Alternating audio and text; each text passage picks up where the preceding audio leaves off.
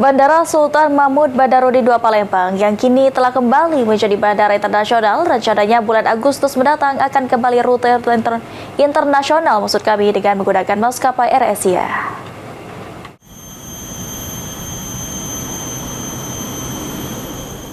Status Bandara Sultan Mahmud Badarudin II Palembang Internasional bisa dicabut apabila dalam 2 tahun tidak ada penerbangan ke luar negeri. Untuk itu, Gubernur Sumatera Selatan Hermanderu mendorong maskapai internasional diperbanyak agar status bandara tidak dicabut menjadi domestik.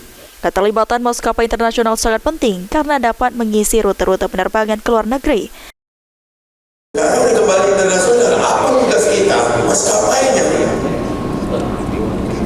Tadi Bu Rusmiati punya kedekatan dengan AirAsia. Kemarin saya sudah kontak Pak Rusdi Kirana dengan Pak Atik dan Malindonya. Dan mudah-mudahan karena ini ada proses administrasi, bukan hanya di negara kita, tapi di negara tujuan. Nggak sesederhana seperti yang kita bayar. Menurut rencana, maskapai internasional akan terbang pada Agustus mendatang di Bandara Internasional SMP 2 dengan didukung oleh Bea Cukai, Imigrasi, dan Karantina. Di beberapa sudah on progress ya. Nanti insya Allah mudah-mudahan tidak sekitar bulan Agustus ya. Mudah-mudahan kita harapannya dari beberapa maskapai sudah terbang kembali untuk penerbangan reguler internasional dari Bandara Internasional SMP 2 Palembang.